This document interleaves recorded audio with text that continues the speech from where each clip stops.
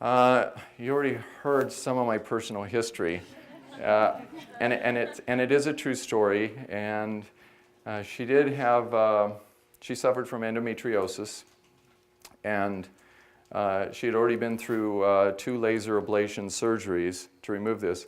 I did have confirmation of endometriosis. I did have laparoscopy surgery twice. They did find that I had the implants of endometriosis all over, which was causing my problem, my pain. So it was nice to have a diagnosis as to what I suffered with all of those years for the first time. And she suffered with pain 3 weeks out of the month. She had 1 week that was basically pain-free. The pain would slowly escalate and crescendo, and she would have her menses, and then she would have 1 week pain-free. So this is going on, and she suffered in spite of the synthetic hormones and treatments that we used back then. I had surgery the second time, and after it grew back, the implants of endometriosis, it was desperate times for me. Desperation of no help. I can't possibly have surgery every 3 months. And then recovery to function, it wasn't an option for me, and neither was medication. And it was then that I felt desperate, hopeless, and that's when I went to my husband and, as every good wife does, cries and says, help me, I feel like I'm dying. And there were other specialists involved, and they didn't have any answers. Basically, it's, let's take your uterus out. And as a physician, he felt helpless. He felt that he had failed, not only as a doctor, but as a husband.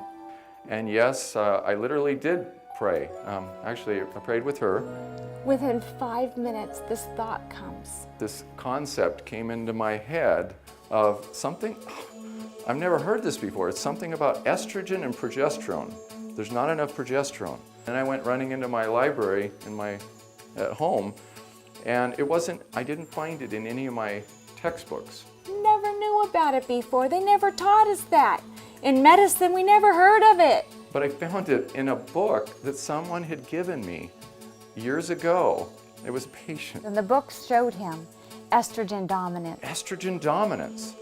And I thought, oh my gosh. And there it was, endometriosis, one of the expressions of that. And I go, that's exactly what came into my head. It was my life. It was everything I had experienced, everything I'd gone through. And I had no idea how much was related. How many things, how many symptoms were at the root of one problem. So I did go over to the health food store because I knew nothing. I didn't know how do I get progesterone? And so I wasn't accustomed to prescribing it. But I went to the health food store, and I went down the shelves, and I went reading every label and all these various products, and I came home with it, and within 24 hours her pain was gone, and she went through an entire cycle without any pain. Nothing. And it was truly a miracle. Within 24 hours, my life was my own. And when it came time for her menses, it was a shock to her. Oh my gosh! Okay, which that never happened. I mean, she had several weeks of, impending, notification. So anyway, we thought, oh my gosh, this is miraculous. And at that point, I said, well, what else don't I know? I had a new understanding, and I was so grateful that no longer was I in the hands of pills and medicine, but I had hope and an answer, and I had healing that I never thought possible after many years of suffering. Her specialist cornered me in the hospital when I was rounding, and he said, What'd you give your wife? He says, she's all better. And I said, progesterone. He goes, progesterone? I go, human progesterone. And he scratched his head. Sometimes we use Provera.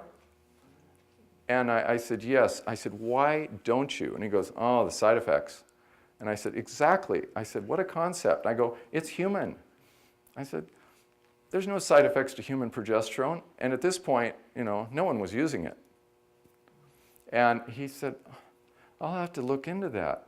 And I said, it's estrogen dominance. And he goes, what's that? Okay. So anyway, there are some changes that are taking place. That was quite a few years ago.